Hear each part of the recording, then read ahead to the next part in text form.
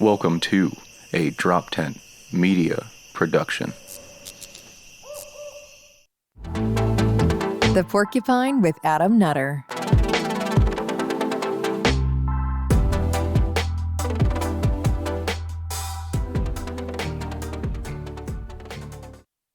What's up, everyone? Welcome back to the Porcupine. I am, of course, Adam Nutter. Real quick self-plug. July 10th, me and Neil Wood, again, the guys at Droptent, are bringing back our monthly comedy show over at the Pop-In in Chalfont, PA.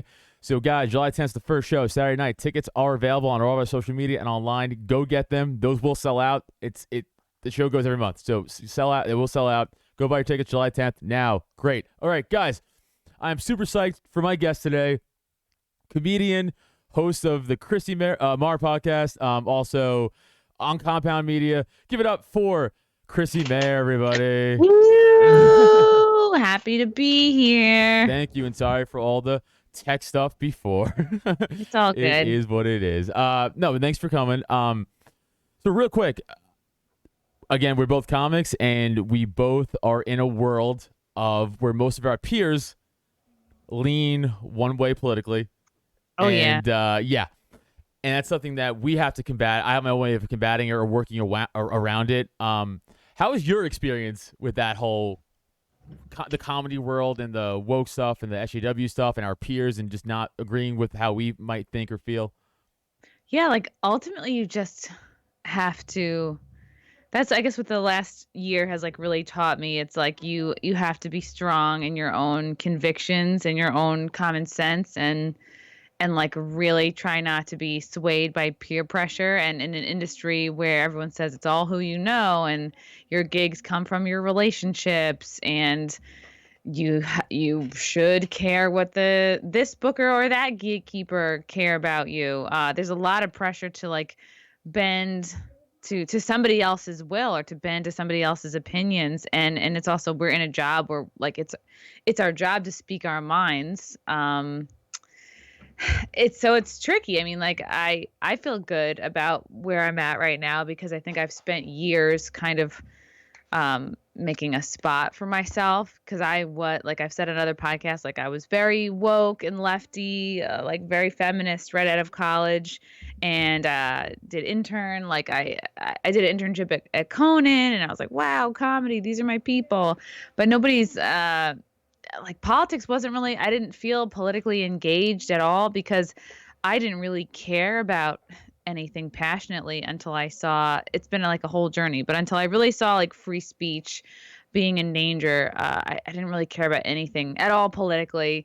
And but coming out of college and first starting my stand-up journey, I was like politically aligned with the left, and I was like total lib, total feminist, like, and I was doing and saying all the right things. And it's, now looking back, it's like, even though I had the right opinions, like my career wasn't taking off. And I don't know if that's because that's when I was brand new at comedy or what, or I just, wasn't kissing the right people's ass. Who knows? But like, I know I spent years having the right opinions, and it's not like my career exploded for it. So as I got older and wiser, my sense of humor started to become like, I guess, like less and less politically correct. And I just was like hanging out with my friends. We all kind of make fun of everybody. The way I was raised, we constantly, like my family, like we shit on each other. And I think that's just out of being passive aggressive and not like talking about our feelings, but it did help to shape my sense of humor. And I think after my mom died in 2018, like a lot of space opened up for me. And I think I started to really think about like what kind of person I want to be and like what I want to stand for and what I want to go for. And I started going on Compound Media, doing characters on In Hot Water, just like whatever unstable woman was inspiring me at the time. Like I did a Greta Thunberg impression. I did like woman trapped in dumpster, clothing donation bin. Like I was having a really fun time, and I felt like it was a good way to express myself. And then it was weird. Like I started to go on Compound Media, and it's because before that I had hosted a show at the Stonewall Inn for 6 years. It was like the gay show, right? And I was also like still registered Democrat, again, like tons of gay friends, feminist, hating men, like doing all the right things, right? And so it was an interesting transition period because, of course, like I've always loved and still love gay people. Like I'm like sort of socially very like liberal. In many ways I consider myself like a classic liberal even still. Um, but maybe more, certain politicians bring it out of you. Like I Sure. was not for Trump at first. I came around on him only like maybe in 2018 or something Right. through meeting Larry and talking to other libertarians, realizing that like, oh, maybe I'm starting to align with this group more. And it's a big chunk of your identity that you have to be willing to kind of let go of, especially when you're not like an expert. You're like, oh no, this is my group. These are my people. So it's weird because on one hand, I had this great show at the Stonewall Inn, and certain people are being nice to you, and maybe they're kissing your ass because you host like probably the best LGBT stand-up show in the city. I would get people from the Cellar to guest spot, and it was always a really strong show, always really packed out. And I dealt with a lot from the booker of the venue to keep that show going for 6 years. A lot of me bending over backwards, a lot of me sinking my own money into advertising. And then many times he'd be like, "Oh, we have a really urgent Madonna sing-along next week. We got to cancel your show, or can we move your show?" An urgent Madonna sing along. Yeah. Oh, yeah. 'Cause it's like they still are a national and like local or state landmark. So, but at the same time, like, yeah, they get such a huge flow of tourists. Like, they don't need to be a comedy venue, but I worked so hard, like, to carve out that Saturday night spot and just fought so hard for it. And he'd be like, oh, like when he noticed over time that I was pulling these huge crowds, he'd be like, oh, can you just do it on a Wednesday? And I'd be like, you're an idiot. You don't know how this works. Like, Yeah. we're not going to get the same lineup No. if we do it on a Wednesday. Also, it's just comedy's better on a Saturday night, I think, for that kind of venue. So, Of course. Also, people drink. So it's like you're not gonna get. Real pieces of shit or us get hammered on Wednesday nights because we don't have anything to do. Of course. But I mean, for like, right. yeah, certain real world tourists, people. Yeah. And so it was an interesting transition. So I'm still booking that show while I am starting to go and make appearances on Compound Media. And like it was like kind of slowly over time, people I could see people's like opinions of me started to change just from my being involved with Compound Media. But I found like as I started to like grow up and like grow into myself, I was like, no, these are my people. Like I have the most fun hanging around these guys. I laugh the hardest when I do these podcasts. So it was after maybe a year or so, or maybe a little less, of doing these guest spots on In Hot Water. I thought, okay, I want to pitch a show. So June of 2019, I pitched the wet spot to Compound Media. I was like, look, there's no female run type shows on this network. There's no like soft subjects of like sex, dating, relationships, right? So I pitched that and they liked it. I did a pilot episode June 11th of 2019. It got picked up. I started doing it the next month in July. It was like really, really exciting.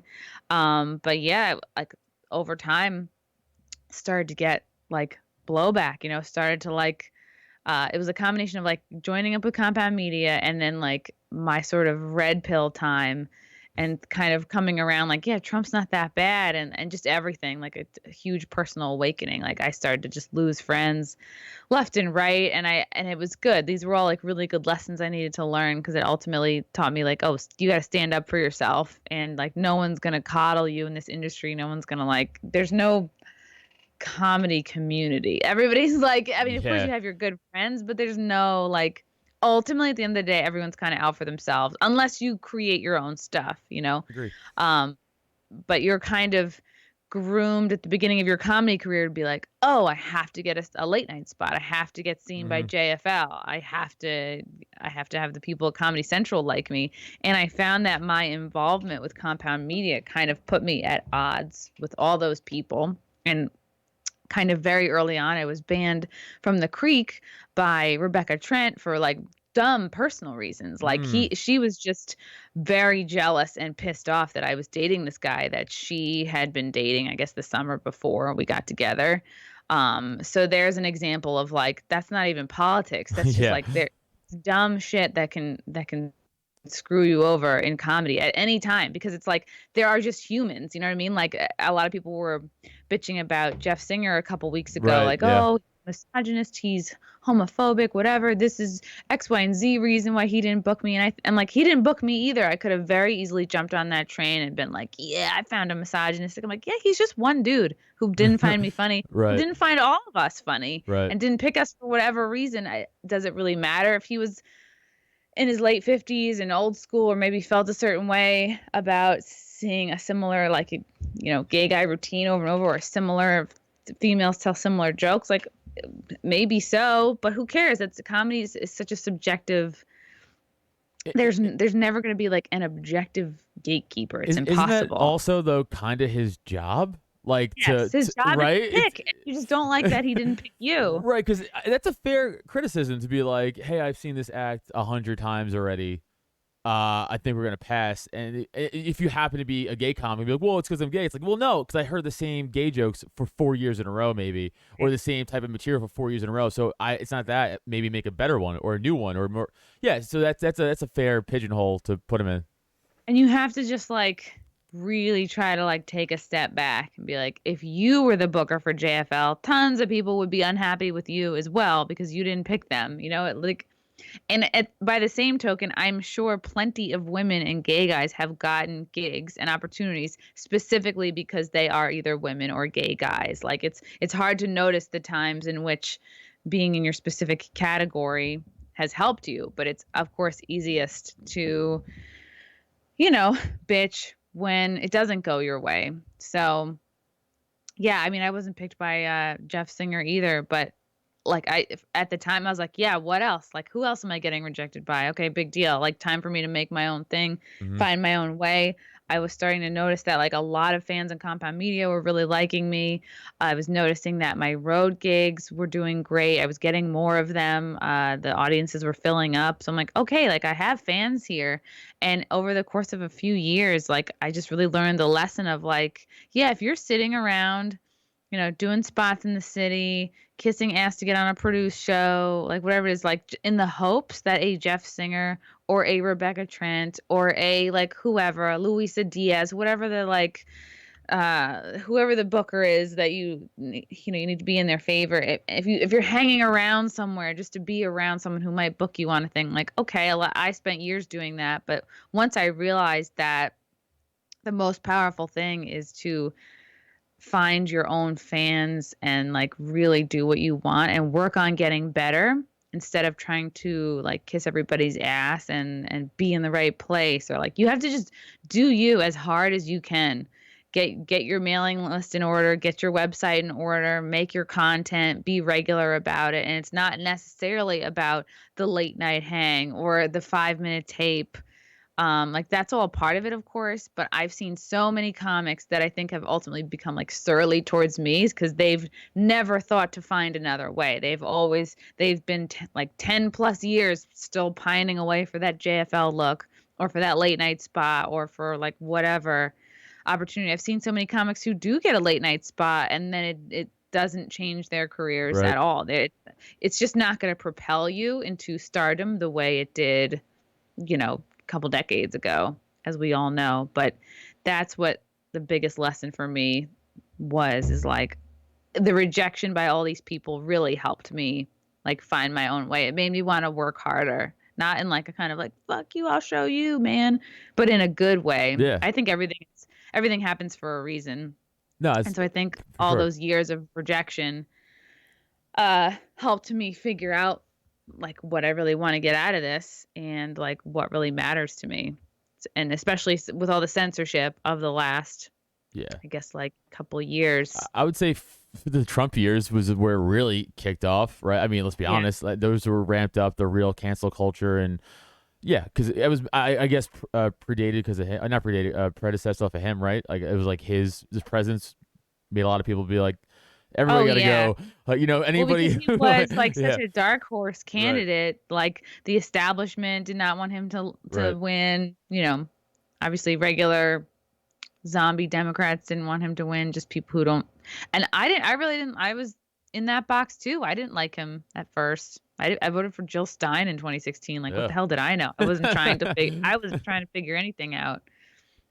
Yeah, so So I guess, Chrissy, my Trump question then to you is like, are you? Actually, no. Let me ask this first. Are you politically now Republican, or are you like libertarian but a Trump fan? Like, there's a difference. Like, because like my wife liked Trump, but she hates the Republican Party because she thinks it's trash, and she's right. But like, she's not libertarian yeah. either. She's more. I guess she's kind of more libertarian than she's anything else, but she's not officially. So I'm thinking like, are you kind of like her, like where you're like, I I kind of lean think so. libertarian, Both but you know, parties truly are trash. yeah, That like the GOP has been like so weak and like just it's hard to respect them at this point. And it seems just like everybody on the left is just like they're insane and they're living in another reality. So I do think I'm with like there's so many people right now who feel like politically homeless and I don't know if I might even still be a registered Democrat, but I think I do definitely align more libertarian. yeah. Would you ever think about like switching parties and like fully making the jump over and be like, this is my thing now, like just go, Yeah, I might. It's just like, everyone's got like a huge long to-do list. It's like, of okay, course. I'd do it. Yeah, if it kept me from voting, I mean, it's like if it ended up being like really important, I would switch my party. But it's like, I'm like, oh yeah, it's another thing I have to do. So you were now obviously down at the Capitol on the day of, right? You were there like the whole weekend. I was there the whole weekend. Yes, I had been covering the Trump rallies in the months leading up to it as well. I was there in November for the Stop the Steal rally. I was there in December. I forget like I don't know. Oh, maybe it was Million MAGA March. Yeah, I forget what the names were each time, but I went because I was like, I don't feel like the mainstream media is like really showing us all what's going on. They were really downplaying it. They were saying there's barely anybody here when really they were just choosing to cover it at times before people were really Right. like arriving. And yeah, I had been pretty inspired watching a lot of folks do man on the street work, like Austin Fletcher from Flecka's Talks and Elijah Schaefer. I'd been like watching them over the last year, being like, I'm really inspired by what they do. They really get in and talk to the people. And there's like something really brave about that. Like, of course, I'm not rushing into like a BLM rally. I'm not trying to get like my face beaten in, but I was Yeah. like, yeah, I can cover these Trump events. Like this is going to be safe. Like, and so I went, the first one was November. I was blown away with how diverse the people were there, with how nice they were, with how excited people were to come talk to me. And of course, it was the folks from like who they or their parents are from, like Venezuela or like wherever, or like some other country that's like, had been socialist or something. They're like, yeah, we're heading in the wrong direction. Like we've lived through it. We came Right. to America to get away from this shit, and here we are. So they're very passionate about that. So right away I saw, okay, everything that the media has been telling us about the MAGA movement and about Trump supporters is 100% wrong, because these are the nicest, most diverse group of people I've ever been around. And so then I went back in December, and then I was like, all right, yeah, I'll go January. January's the big, like, it was going to be the bigger one. I mean, they were all big. I think November was probably, yeah, that might have been the Million MAGA March. Slightly less people in December because like they were a little disorganized. People ended up just kind of following, like congregating around whoever they follow online. It's basically Okay. like kind of influencer led. And Alex Jones always rolls really deep. Like he has a ton of people. Like he is just flanked by security and he walked really fast and he's a presence too. He's a big energy. Might have been the December or the November protest where I was like just walking maybe like 10 feet away from him. And I was like, oh my God, this is so cool. Like he's there. And he obviously has a ton of fans. Oh yeah. Everyone's fanboying out. But he's very commanding too. He's very commanding presence. It might have been the December or November, where there was like they they tried to just get him like impromptu to speak. And I think, God, I can't remember who was on stage. She had just put out a documentary. She, I think, used to work for InfoWars. I don't know if her name was Mindy or Mandy or something, but she had just put out a documentary. Anyway, so he and his group were trying to like, everyone's going, let Alex speak, let Alex speak. And he wasn't like a planned speaker. Right. And maybe he had been kind of like ousted from the speaking lineup. I don't know. But he just walked like 100 feet away, took like at least half of the audience that had been watching the planned speakers. Like just, he is a magnet, you know, he just attracts, like he'll pull people everywhere he goes. And everyone's just like, so like, you know, entranced, like just hanging on every word. Everyone's trying to get him a different loudspeaker, a different, like, you know, speakerphone that works better. Like it's really like, it's amazing how the ways in which people come together at events like these. And so, yeah, I'm just there. I met my friend Riss Flex, who has a YouTube channel that I really came to admire over the last year. Like she had covered a lot of conspiracy topics. And while I was sort of becoming red pilled, I was watching a lot of her stuff. And she's very well researched. She likes exposing like corrupt politicians. But she's also like, it's like how many girls are on YouTube talking about conspiracy theories. So she was very interesting to me, and I reached out to her and we became friends. So we ended up meeting up at a couple of these protests, like doing the same thing. We're doing man on the street stuff. We're trying to talk to people and like, you know, like who are the Proud Boys? What kind of people join? Like, what are you guys really about? What do you think of the stereotypes? Like just talking to regular people at the protests, like, where are you from? Why is this important to you? Like, why do you love this country? Blah, blah, blah. So figured the same thing would be with the deal with January 6th. You know, you have each one of these protests is like, sometimes it's organized, sometimes it's disorganized. Some people are just following their person, but there had been a little bit of a schedule for January 6th. It was like, okay, like there are going to be some speakers in, what was it? The Ellipsis or something, like President Park. I forget for what time it was like, and then Trump didn't get on to speak until like noon, and then 1 p.m. was this planned, because I remember I would see the schedule was passed around social media for like definitely the days leading up to it, and then 1 o'clock was the planned march point at the Capitol building. We're all going to march there, so there was never any kind of like planned break-in. There was never like whispers of a insurrection or a takeover. It just was like, this is like every other rally where there's planned spots to move to like keep it interesting. Right. And keep it moving. And it was so cold that day. It was so funny listening to the people around me. They're like, you know, a couple people who are conspiracy minded, but like, they're making it extra cold for us today. They're trying to freeze us out, you know. The ions in the air, man. They're freezing the ions. Like, all right, dude, calm down. Cold though, and I was like, I might start to believe in that. Yeah, I mean, what would it take? Probably not much. So, and me and Riss, like we had left, like Trump was still speaking. And I remember hearing him say like, yeah, like we're going to march over there peacefully. He was never in his speech like saying anything like crazy or trying to like encourage us to be violent. Like that's insane. And of course, like if there were any proof of that, it would be all over the internet by now. So a bunch of us like left kind of early to go to the Capitol because we're like, it's fucking freezing. We just want to start moving again, like start walking again. So we left to go over there, and it was exciting. It was like this huge, you know, regular march over there. Exciting for me, just talking to the regular people and seeing the costumes. There was a guy in a skeleton costume who said, I voted for Biden 9 times. Like, that's the stuff that I live for. Like, that's funny. Funny costumes.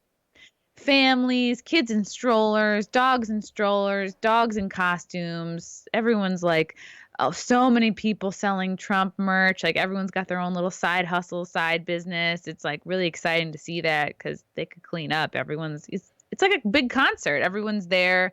Everyone wants to buy the shirt. You know, everyone believes in the same thing. Everyone believes the election was perhaps borrowed. So, and so we're all marching over there. And then me and Riss like hung back when we could see the Capitol building, because we were like, oh, well, we don't want to go right up to it right away. Like, we're just going to see what's going on. And we were kind of interviewing more people. Somebody had a radio going of like what was going on inside the building, like what kind of proceedings were happening. We weren't, at the time, I didn't quite know like what was going on inside the building. But later on, it was figured out that they were, I think, about to talk about like the election proof. Like, Okay. I'm trying get you demonetized, but I think they're about to talk about the evidence of ballots and stuff, I guess. And so we didn't really quite know what was going on up there. Sometimes we would see like a smoke bomb go off, but we would be like, oh, is that a firework somebody had? Is that a smoke bomb? Are they just trying to like keep the crowds at bay? Like we didn't see a lot of activity, and we're like, all right, it seems pretty tame still. And then we just see more and more people walking up to the building, and families, kids, dogs. We're like, yeah, let's get closer. Sure, why not? So then we walk up closer. Then we're right up to the building. It's exciting. It feels like Woodstock might have felt. Everyone's got their blankets out, picnics, dogs, kids, listen to music, just hanging out. People have their flags. People are like chanting stuff. Like it was chill. Everyone's just like Right. standing on the lawn. And me and a couple other people, we climbed onto the top of this like makeshift construction office that they had because they're getting ready for the inauguration. So I was like, oh, this is sweet. I see like a bunch of these other media people climbing up there to get a better view. So I get up there too, and I'm doing like a lot of panoramic views and videos and stuff. I think I called into a show. Oh yeah, I think I might have called into In Hot Water while I was there. I'm like, this is exciting, this is neat. And then I look over, I see a few people are starting to scale the concrete wall of like the Capitol building, but I see them just on the top of it, like, hey, I climbed it. It was almost just like a Tough Mudder, like Yeah, oh, like a they're Spartan climbing race. to see if they can climb it. And then I thought, okay, they're just on the other side of this fence, like, let me get a picture. Again, I didn't see anybody doing any crazy shit. I just was like, oh, they're just climbing up there to get a better picture. And then we were talking to one of the guys that was working in construction for the inauguration, and he was just talking about how it was going to be private, and how unless you had a lot of big bucks, they weren't opening it up to the public. So that was kind of exciting to learn, like way back beginning of January, what's going to go down with the inauguration. Right. And they had some scaffolding up, and then some, like people were climbing it, and then this big flag drop down the side of it, and this guy. Construction guy was like, oh, if the wind catches that right, that'll act like a sail, and then that whole thing will blow down and all those people will fall off. And then we were like, oh shit, it really hope that doesn't happen. But again, it was just like exciting. People were just like climbing on top of stuff, just almost like, to me, like the way that like kids would. I didn't see any violence. It just was like, oh, people trying to get a cool picture. They're excited. Again, there was like no police, nobody stopping anybody. But it was like very chill. The vibe was very chill and like nonviolent. And then I would see in the distance, like I think I was on the south side of the building. And sometimes I would see like a puff of smoke, but I'd be like, what or who are they trying to break apart? Like I couldn't really see very well from where I was. And then later on, when I met up, and then we were there for like a few hours. We maybe left around like 4 or 5 o'clock because we're like, we really have to go to the bathroom. We really like people were like peeing in this construction office, like peeing in a closet, like in cups. Like I was like, all right, that's bad. But it was Yeah. cold, and people were going in there just to like charge their phones. And there was a construction guy in there as well that was kind of like letting people in and like passing out hand warmers and hot chocolate and stuff. So we felt really lucky to find like a little bit of like shelter and warmth and a place to charge our phones, because at this point we'd all been out since 8 a.m. Like long day. We're cold, we're tired, we're hungry. So as we leave, we're checking our phones again, we're getting service, and then we were like, oh shit, like people broke in. Like, wow, okay. Not quite figuring out what that means yet. And then so we get back to the hotel. I'm talking to my other guy friends who kind of like are in media, what they saw, what they experienced. They were on the other side of the building, and we're just sort of all putting it together like, oh shit, like people got inside. Wow. So that was like, it was such a shock to learn, like, oh, that there was a few like crazy people who like got in, and then we're like, okay, was this Antifa led? Was this, what's going on here? And then I would hear stories like, yeah, we saw some guy like trying to pass up a sledgehammer up the crowd, and then they would like throw it. They would like, somebody would take it and be like, what the fuck are you doing? Like they're actively people trying to stop break-ins and stop destruction. Again, like these were all like patriots. So if like they wanted to do an armed insurrection, they could have very easily. Nobody was armed. Especially, I know the FBI report came out that said 0 firearms were recovered that day. That's the thing, and this is again, this is from my perspective. I wasn't there, and I'm a libertarian, so I have no stake in this. Right? I don't give a shit. I was watching this like, whoa, this is fucking all right. What's going on here? Like, I'm almost like a spectator, and you watch the mainstream media for a little bit, and you're like, well, whatever they're showing you is bullshit. Whatever they're showing you is fake, right? So you're like, all right, but you still want to get a gauge of what the feel is from them, right? So you're watching, you're like, all right, they're saying they're storming the Capitol. I'm like, all right. I'm like, these look way less violent than every single riot I've seen all summer. So I'm gonna say probably that's not true. Now I'm not saying they're not going in. Obviously they are. But then this is what you gotta watch. Go on Twitter and watch videos from people who were there on their cell phones that don't go through CNN and Fox News. And that's when you see all the real shit. Yeah. That's absolutely. the thing. And that's what I'm. And then when you talk to your friends, especially your left-leaning friends, a lot of them are like, well, that's not what I saw. I'm like, well, you were on Twitter? They're like, no, I saw it on CNN. I'm like, there you go. Go on Twitter. If you just go on Twitter and that day and type videos, go to videos and just go to Capitol, you'll see hundreds upon hundreds of videos from people who were there being like, hey, get out of that chair. That's not your chair. Like, this doesn't belong to us. Like, I saw one video of a guy pleading to police, being like, are you going to stop this? Like, and he was all MAGA gear. He's like, you guys are letting them in. Like, he was yelling, you guys are letting them in. And the media never showed that video, but I've watched it 100 times on Twitter. It exists. We could watch it right now if we pulled it up. You know what I'm saying? And so, I wonder if that is part of why certain people lost their social media accounts. Like, I lost my Instagram account, and I'm like, oh, I wonder if it was, you never know what exactly it was from. Right. If it was something you posted, or like, all the Jan 6 footage I had. And I still have so much that I didn't post. It's still in my phone right now. Like, that might be something I should do, is just like see if I have anything else cool on there. But it was interesting to be like, okay, like, you start learning and like that about it being a false flag, and like, it was a perfect opportunity for them to try and like cull any kind of like wild patriots, see if they do anything fucking crazy, and then just ram them with it forever, like completely use it against everybody that was there. And just the hypocrisy, like, that's what really is upsetting to people. It's like we're in two realities. It's like, when BLM does it, it's okay. And when Antifa does it, it's okay.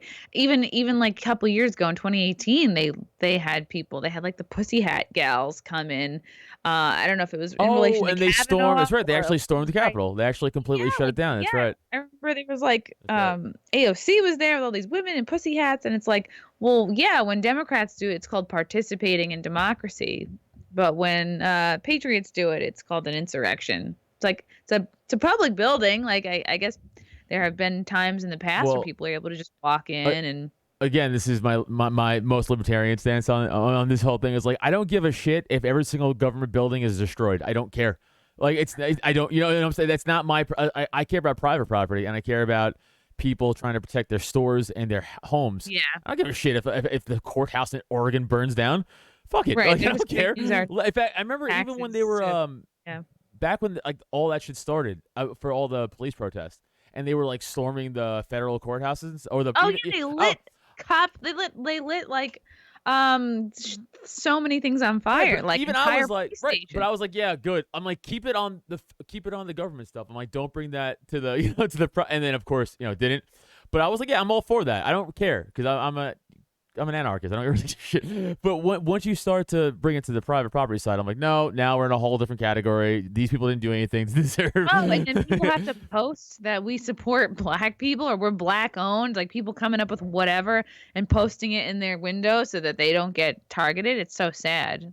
Yeah, it's wild. And even, by the way, going back to like the disconnect online and like the lies and stuff, even when you were there, and if you saw like how we were reading it, people were acting like you personally were like hanging Nancy Pelosi by the neck. Like, that I personally was sitting on her desk or throwing up in the rotunda. Yeah. Like, I mean, they were like, Chrissie is storming the Capitol. I'm like, I think she's just out. I think she's just there outside reporting on the stuff. And they were making it sound like you were like leading the charge, like Washington on the crossing. Yeah, people are dumb and they don't know the difference if they're not like politically involved or if they just have a steady diet of mainstream media. Like, yeah, and at first I was annoyed. I was like, why the fuck is like Luisa Diaz, random like Brooklyn Comedy Club, not even Comedy Club, Comedy Room, booked Union Hall? Why is she like retweeting my tweet where I said like, oh, we're walking to the Capitol? Why is she retweeting someone I never speak to? Retweeting it and saying, I don't know what comics in LA are doing, but in New York, our comics are storming the Capitol. Right. And I was like, God, it's a desperate attempt for her to get attention, it looked like. Because I'm like, most of these people just don't know the difference between somebody was there to be at the event, support the event, cover the event, versus people who are literally charging into the building. And unfortunately, like a lot of, I guess, comics or bookers in the New York scene were not smart enough to know the difference. So after that was like a whole like, yeah, we need to make a list of all the comics who were there January 6th so we can make sure we never book them again. And I'm like you see all the people like jumping in on it. It's like nobody you've heard of, and it's like It's this list is always gonna be pretty strong, pretty short. It's gonna be like me and Kevin Downey Jr., who I don't even know if performs anymore. So yeah, yeah, it really is. They get to spin anything they want, and that goes to the whole. I don't know if you saw Jon Stewart last night on Colbert. oh yeah. Oh, like he's some fucking hero for having common sense a year later. Wow. But I guess my greater point is, if any of us said that a month ago, we wouldn't even be talking right now because we wouldn't like all my shit would be banned. Like, Yeah. isn't that wild? It's a very safe take to have in June of 2021 when like most of us have been saying this, for well over a year. And it's too bad. It's too bad he didn't say this a year ago, 6 months ago. It's like, I guess it must be a very safe take to have if Jon Stewart is now joking about it. He's one of the most lefty Hollywood comics, especially out there. So the fact that but even it's weird. Even Trevor Noah before, like a few weeks ago, was like he's like, hey, this mask rules don't make sense. Really? Wow. Right? Like what?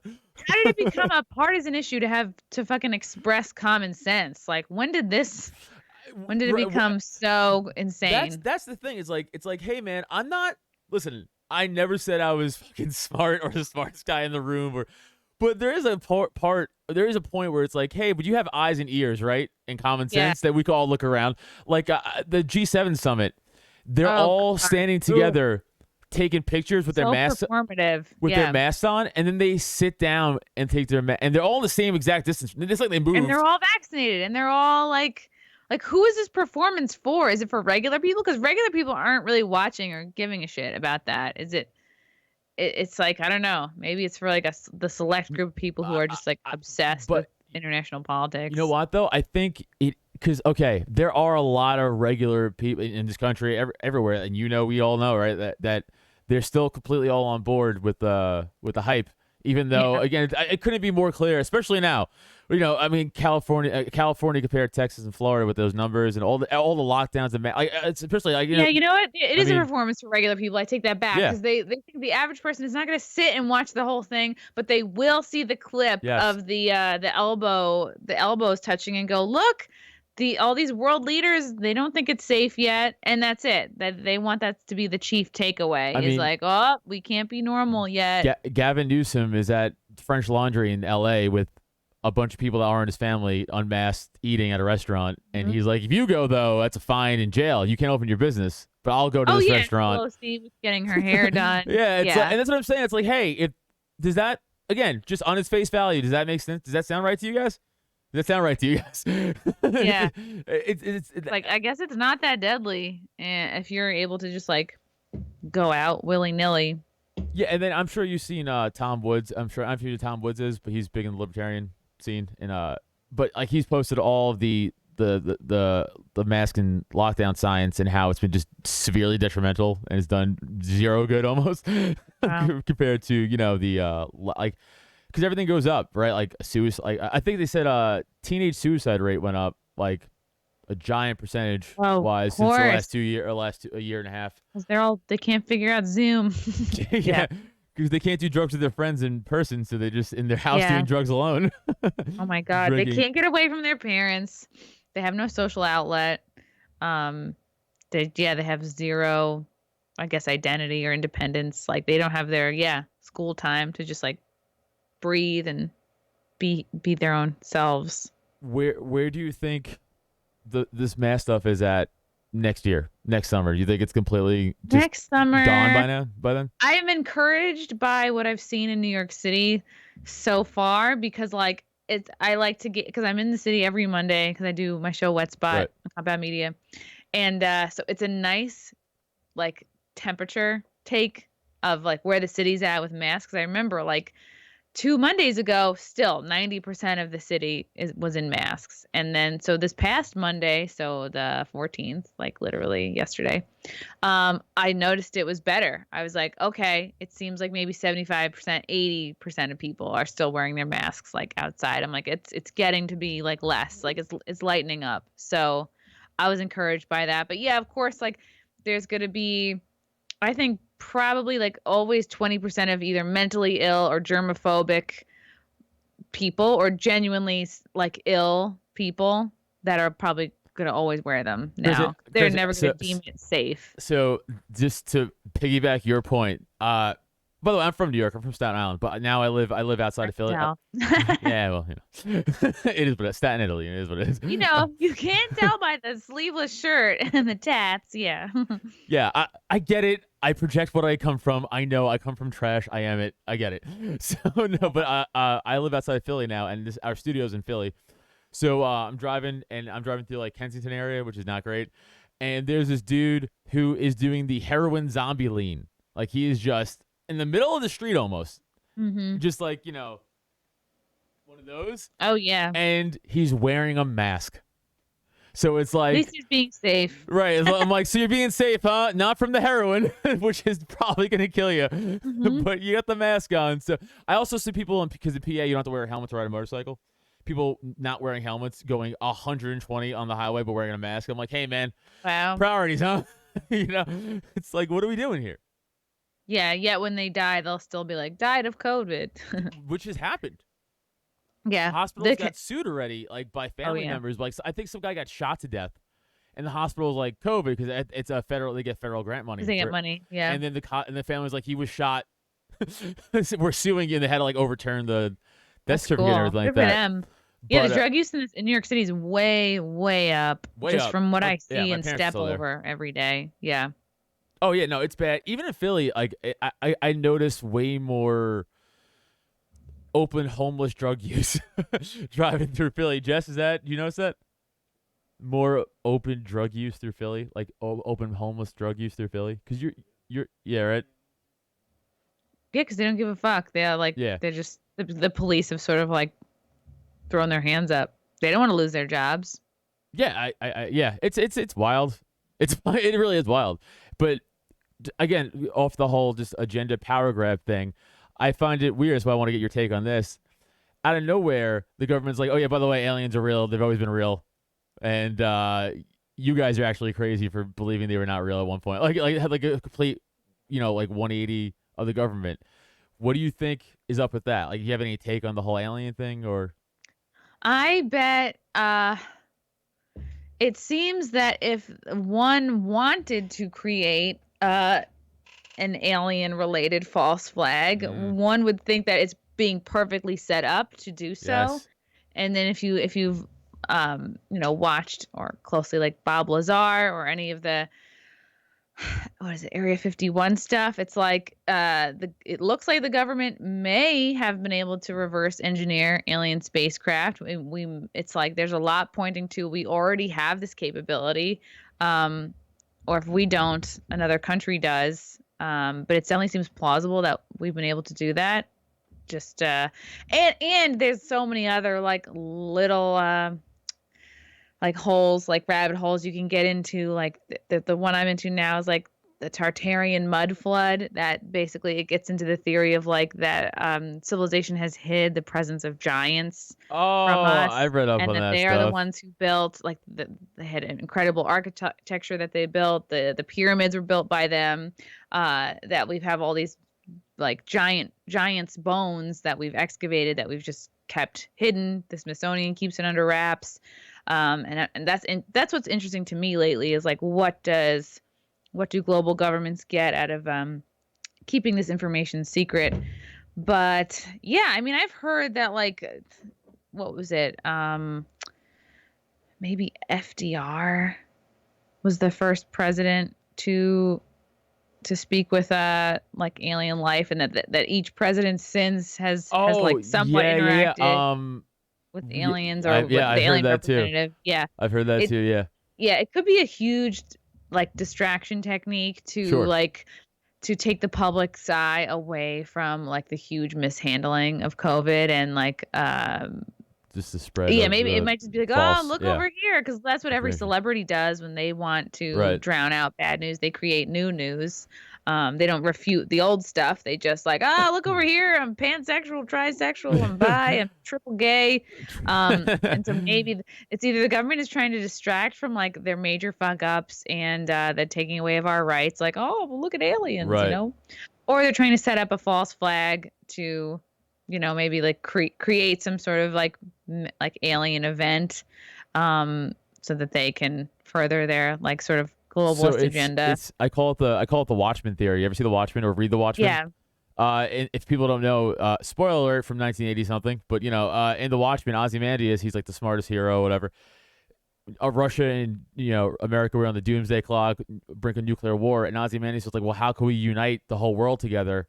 Oh, I'll transport interdimensional aliens to major cities across the world, and they'll kill millions of people, and then we'll have to be like, oh shit, we can't fight about each other. We have to unify under one world threat, which is aliens.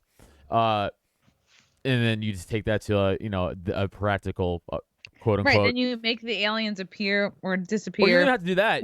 You could them. just blow something up and be like, the aliens in it. Right. Who the fuck knows? Absolutely. We don't know. I mean, I'm sure you've heard of Project Bluebeam. The American public were getting wise to other false flags. We're wise to 9/11. We're Shootings. wise to like the reasons why I've gotten into every war. I talked about this I think two podcasts ago, but like from World War I at least to like from World War I on, we were all lied into every single war from then. It was crazy. Yeah.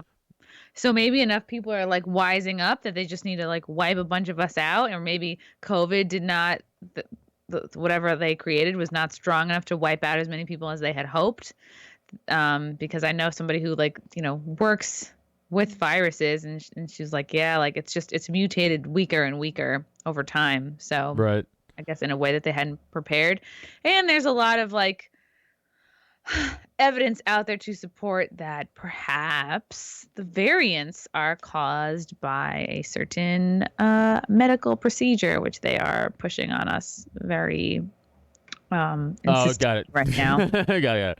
Yeah, we can't say that because then we won't be on this channel. Perhaps. But no. But I know what you're saying though. But yeah, I just don't. By the way, independently of everything how I feel, conspiracy or not, with the vaccine stuff, like I never got a flu shot either because I'm like, well, I'll bear it out. You know what I'm saying? I think I only got the flu twice, maybe. And I'm 34. It's not bad. Yeah. I stopped drinking also for that very reason. You know what I'm saying? So this isn't like a fuck vaccine. I'm like, I just don't want to put shit in me that I don't think I need. Yeah, it's just completely unnecessary. It's not that big a deal if you get it. Right. In my opinion, like where I'm at health wise and age wise, if I get it tomorrow, I'll be fine. It's just that like I have a feeling I know what it'll be like if I get that versus if I get something where I don't know what the effects are going to be, long term. It's tangible. It's risk analysis, right? Like it's everyday life. It's like I look at this and go, well, okay, what's the death rate? Oh, super old or super vulnerable? Well, I'm neither. Sure, I have brain trauma. Sure, but I'll roll the dice. I don't think that's going to matter that much. And and then again, same thing. The same reason I stopped drinking. I'm like, I feel like shit. I'm getting fat. I don't like the way it makes my head hurt. So I'm gonna stop drinking. I don't want to put this in me anymore. Again, I don't want to put shit in me that I just don't think is gonna benefit. Right, and the way to do it is to like prove to the American public that the risks are worth it. The way to it's not the way is to what they've been doing, which is bullying and trying to use like peer pressure or free donuts. That's not the way. They're offering like season tickets to like minor league teams. I'm like, what are we doing? It's. I don't know. I mean, the government doesn't, I feel like, ever offer anything voluntarily up, like information. Right, so of course. The fact that, going back to the alien thing as an example, the fact that, again, they've vehemently denied alien existence, our government especially, since 1947, the Roswell thing, so much so where they would like sometimes ruin your life actively if you were like getting close to like being like a truth guy. Wow. And then all of a sudden, they were like, Here's everything. Yeah. Is that weird? I was just saying, it's on this face value again. Is that our alarms? Something. Yeah, there's got to be a reason. Red flags to me. But whether just a huge distraction or like let's set the stage in case we plan some shit for 6 months to a year from now. Yeah. So I guess we'll take us on this. Who do you think runs against Biden in 2024? Do you think it's even still Biden in 2024? Or do you think it's Kamala Harris by then? And do you think it's going to be another Democrat win, or do you think the right or libertarians, which we probably won't, but you have a shot? Yeah, poor libertarians. Hey, I think we're going to pull our pull to Dave Smith and have him go. And have him run. Yeah, that'd be interesting to see. Like, I hope Joe Jorgensen doesn't run again. No. We're really gonna try to get Dave to do it. Wow, that'd be very cool. Yeah. I think he might have my vote. Yeah, I think it'll probably be DeSantis. I don't know if he's gonna run with Trump or with somebody else. No, Biden is not gonna run again. I'm surprised he's lasted this long. I'm surprised the Kamala takeover hasn't already happened. But I think probably by the end of the year, she might be solo there. Did you see his speech the other day? It was literally literally incoherent. It was wild. Speech is such a generous word for what happened there. Yeah. It's crazy how low the bar is for him. That even if he just completes a sentence, people are like, "Oh my god, he still got it." You know. He's like, "You're doing great, champ." He's like, "Thanks."